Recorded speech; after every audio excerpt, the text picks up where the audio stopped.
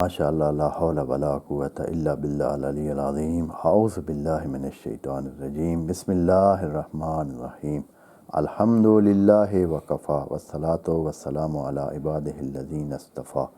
Amma ba'du, farabbi shrah li sadri wa yassir li amri wahlul 'uqdatam min lisani yafqahu qawli wa qul rabbi adkhilni mudkhala sidqin wa akhrijni mukhraja sidqin waj'al li min ladunka sultanan nasira. Bismillah wa billah wa tawakkaltu ala Allah. In the name of Allah, the most compassionate, the most merciful. Verse number 155. A'udhu billahi minash shaitanir rajim. Bismillahir rahmanir rahim. Wa lanabluwannakum bi shay'in minal khawfi wal-ju'i wa naqsin minal amwali wal-anfusi was-samarat wa bashiris sabirin. Sadaqallahul azim. This verse is a part of that string of verses which are given from Allah as a lesson of life.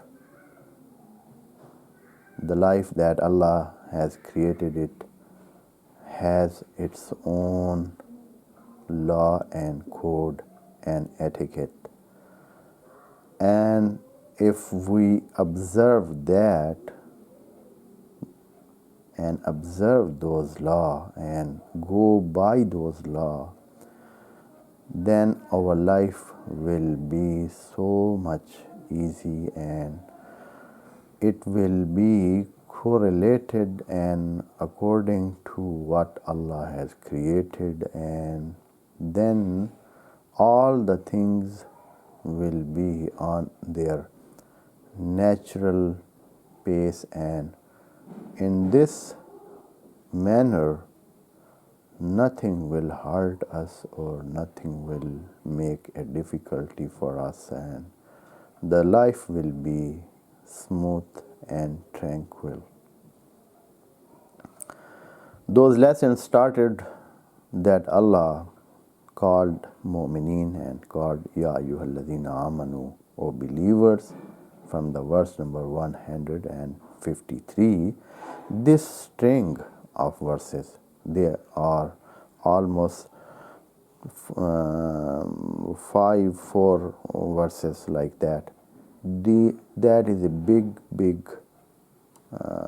guidance from Allah, and that is a big blessing from Allah for man, that He is telling him that this life is created by Him, and there are some law and some code of law and some arrangement for man that is there, and you have to be ready for that. And if you are ready, you will not feel it hard, feel it hurting, feel it something that hitting you and making problem for you. Starting from that, at the first step, Allah said that equip yourself with the sabr and salat. That is your weapon for this life. That is your tool and instrument for life. And in second verse, Allah said, even if somebody, while going on the path of Allah, he dies and demise comes to him, do not think that he is gone and he is not enjoying the life. Though he is missing from here, but he, for himself, he is living. Though for you he is not here, for you he had died, but you don't consider him died. You don't even name him that he had died. As Allah said this, وَلَا تَقُولُوا, even do not utter, do not say, do not call him, do not consider him. As in another verse Allah said, وَلَا تَحْسَبَنَّ الَّذِينَ yuqatilu fi sabilillah. And we have in detail given all those explanation about the words of that ayah and the meaning of sabilillah and the meaning of amwat, that what it differs from the word mauta, and also bal ahya, they are alive. That is, the description of that is given in detail, and walakin la tash'urun also is described in the session before. Here Allah is explaining that more, giving some detail of what is being expressed in two ayat which were there, which we have recited and we have explained. Here in this verse, verse number 155, Allah is saying, وَلَنَبْلُوَنَّكُمْ, O man, O believers. He is giving this guidance to believers, while those who are not believing, who are not coming near the book and who are not taking guideline from Prophet, they are not benefiting from this kind of lessons and this kind of guidance. That is a big guidance. That is, if somebody knows that this is going to happen, this is part of our life, and that is what we have to endure it, be ready for that, then everything will be very easily acceptable and everything will be endurable, and we will not will be hit so hard. وَلَنَبْلُوَنَّكُمْ, Allah is saying, Wala, it is put here, alarm. That means that is indeed a reality that will be there. You like it or you don't. وَلَنَبْلُوَنَّكُمْ, all of you will face, you will be afflicted. That will happen to you, that will strike you. What? بِشَيْءٍ min al-khawf. And Allah is telling a reality, but really He says the real situation, what is real in what we see, what we feel, what we have in reality, in the universal reality. Bishay'in min al-khawf. Allah is not telling that I will strike you with fear. If He wants to strike somebody with fear, then nothing will remain there. Just He's saying, I will strike you, I will afflict you. Bishay'in. Bishay'in is in indefinite form. The pattern it is used here is indefinite, means that is not known, means it can be variant, a little, some more, and up to the level that He knows what level of this fear and fright will be. Bishay'in. Of course, He is saying not full fear, not full frightening. Otherwise, nobody will endure that. Nobody will be able to be alive after that. So Allah will keep the balance, will keep that the life will be running. The life will not be stopped. Otherwise, if He want to give fear and He want to show fear, then man will be fearful and he will die before something happened to him. And man is a very weak existence, and he can die without being hurt, just seeing the situation, seeing the calamities, and watching all those hardship that is happening. He can die without hurting himself, just like that. And fear is something that can kill man. Allah is saying, Bishay'in, I will give you a special dose of that. Means it will be a controlled dose that can examine you. That is a test. That is something that Allah want to test you. وَلَنَبْلُوَنَّكُمْ بِشَيْءٍ. And we have to pay attention to these words of Allah. He chose the word very exactly, very precisely, and the meaning we should understand that Allah is not telling things like this and that and whatever it comes that He states or He tells or He narrates. That is not what the method of Allah is in this book. Very, very concise and very exact, and the real fact it is expressed here and presented here, and the word are used very, very correct and fixed word are used. Bishay'in min al khawf, from khawf, one thing that will strike man, it is khawf. That we have always khawf. We see in our life, we have multiple fears, so many kind of fears. We have every day fears and fears and fears. Fear is part of our life. We fear what will happen next.